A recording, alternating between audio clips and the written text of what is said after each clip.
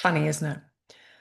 We can go from a place of rock bottom, feeling hopeless and helpless, like we are literally just surviving, wondering what's the point, and feeling like there is no future for us, to then making a decision to change, to heal, to grow, to step away from that way of living. In episode 168, I speak about the courage it takes to get to that point and to bring your dreams to life. I speak about the belief, the determination, and you go through this path, and finally you get to a point in life where you're good, but you still doubt yourself. I mean, come on, look at what you've done. Look at what you've achieved. Look at everything that you have been through and overcome. And you are still here wondering whether you're good enough, worthy enough, brilliant enough. I mean, fuck, what is it going to take? And I say this all very tongue in cheek, very tongue in cheek, because from a bird's eye view or an outsider's perspective, it is fucking amazing. From a bird's eye view or from an outsider's perspective, they look at where you were, everything you've been through to get to the place where you are now, and they think, you are amazing. Look at what you've done. If you can do this, you can do anything. You can do absolutely anything. And I mean that. But when you're in it, it doesn't always feel amazing. You don't feel like you've done much. You just feel like you've got to a place that's a little less exhausting. Or maybe that's downplaying it a bit. For me, you know, when I say that, I think back to when I still doubted myself. And I'm like, you're a dickhead, Jackie. I literally went from being seconds away from ending my life to creating a life, business, and family that I fucking adore. And that makes me emotional because there are moments where I'm like, look at how far I've come. Look at where I was and then where I am now. And I still doubt. I still have moments of doubt where I question what I'm capable of, where I question whether I can do it. And like, what? Why? You see? And it's so common. It is so common. We fight our way out of survival because we have to. We get to a point where it's make or break, and we are fueled with this determination because our life depends on it.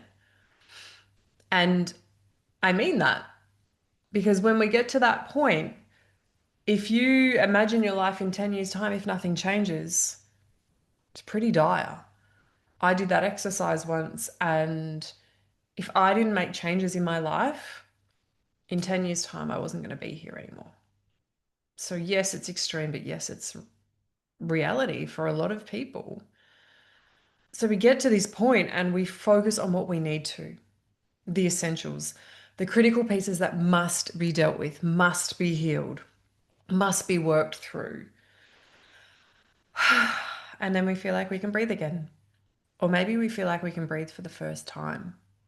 Because for so many people, we carry these burdens for so long. And then we get to a point where it's like, oh my God, like that just doesn't matter anymore. I can breathe. But here's the thing, and the reason that you're probably listening to this episode, because you have likely doubted, and the reason that you still doubt yourself, you have likely doubted yourself for longer than you've believed in yourself. I could have made this episode a one sentence, right? You have doubted yourself for longer than you have believed in yourself. If you think about when you experienced your trauma, or more so everything that you've worked through, think about how long you spent doubting yourself, stuck in survival, wondering what you were even going to do with your life. How many years did you live that way before you started your healing journey. And when I say started, I mean like really started. I'm not talking about the thinking about it'd be nice if you were different. I'm talking about doing the actual work, not the false starts that we all just had. Because I did. I had so many false starts where I, wanted to make change and I thought I was, but really I was just, surface level trying to do something. Wasn't what I needed to do. And then how many years since you've been in a place that's good? For me, so to break this down for you to make it real, I spent 15 to 20 years questioning myself, trying to fit in, wanting to be liked, doubting whether I was good enough, carrying suppressed trauma and all of the ripples and pieces that go with that. 15 to 20 years, I carried all of that. Then I spent 2 to 4 years in deep healing, deep healing, the first two especially, and then the next couple were kind of like not so bad. And it's been 6 years since I would say I've been good, as in not depressed, not questioning my existence, not doubting everything that I did, not feeling like I needed to be someone else to be good enough or worthy enough. You do the math, right? I have spent more than double, maybe triple the time throughout my life. If we look at my life as a whole, I've spent more than double, maybe triple, almost triple the, t the time of my life doubting myself than I have believing in myself. And add in the sprinkle of trauma that you and I have experienced and give yourself the gift that keeps on giving. The same story of self-doubt that continues to show up throughout your life, just in different ways, right? Everyone doubts themselves. Everyone doubts themselves and everyone has fear. But when you've experienced trauma, it lands differently. It lands deeper. And when you have lived your life with certain patterns, beliefs, characteristics for so long, and then you decide to change, and then you wonder why you still doubt yourself, it's because you still revert to those old ways of being. They are heavily implanted into your subconscious, and while you have brought them to life and you've healed from them, that doesn't mean that they're not going to rear their head every now and again, right? Unfortunately, there will be, and maybe always, this lingering fear of what if I can't do it? What if it doesn't work out? Am I good enough? And when I think about the what if it doesn't work out, because, we're talking here about you wanting to bring your dreams to life, you wanting to create a vision or bring that vision that you have in your mind of what you want your life to be, and you're questioning that. And one of the big questions is, what if it doesn't work out? Well, let me ask you this. What if it doesn't? What is the worst thing to happen if you go for your dreams, if you go after your desires, if you try and bring your vision to life and it doesn't work out the way you want it to?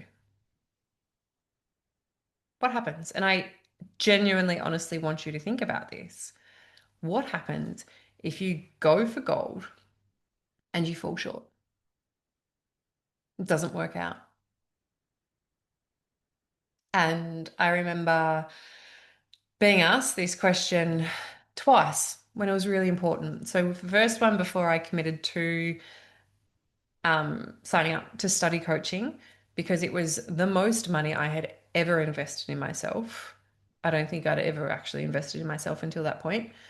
And it was petrifying. And the coach that I was talking to see whether I did it or not was like, what's the worst thing that can happen? I'm like, well, I spend a lot of money on a course that, results in no outcome and I have to work to earn it back. The worst thing to happen was I lost some money, but I can earn it back. Or I learned some stuff, but it doesn't actually change anything with my career. Okay, that's not so bad when I look at it like that. And the second was when I was thinking about quitting my full-time job and going full-time in my business, which feels like a lifetime ago. And I asked myself the same questions, like, what if it doesn't work out? And I thought, I get a job. Not the end of the world. Wouldn't be great. I must admit, don't really want to work for anyone else again, but that's it. You know, the only way you can improve your confidence and silence that inner voice telling you that you can't do it is to do it anyway, is to take a risk, is to embrace the fear and the doubt and just do it. Show up on the days that you don't want to. Put your hand up when you're scared. Spend time getting to know and falling in love with yourself. To do it anyway. Will that doubt go away? Probably not. Sorry, not sorry. Um, well, it might go away or it might get less, right? The more confident you become and the more capable you become, the less you doubt yourself. You know, it's the age-old saying of riding a bike. When you first jump on, of course, you doubt yourself and whether you can do it. Then the more you do it, the easier it is. But maybe you can ride a bike, but you go down a big giant hill, there's going to be a question and some fear about whether you can do it. You see?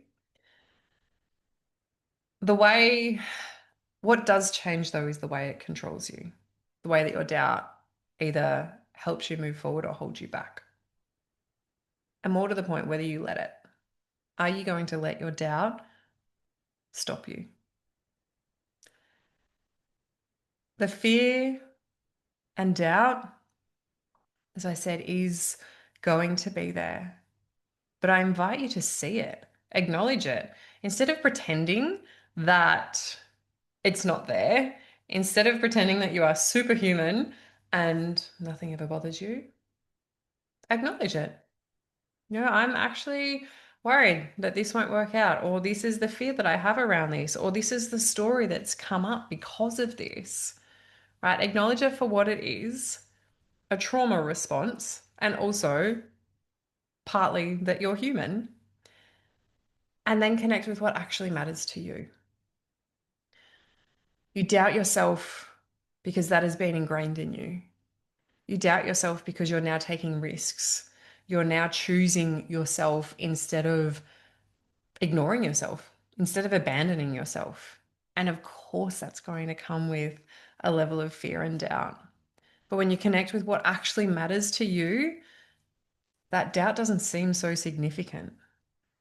As I said, those two times in my life when I've answered what the worst thing that would happen, the idea of what could happen, the possibilities of what could happen, far outweighed the worst case scenario.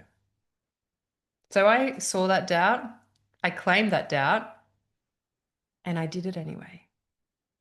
The more you trust yourself and the more you continue to trust yourself, the easier it's going to be to trust yourself. So, yes, you doubt yourself. Yes, that makes you human. Yes, it's a trauma response.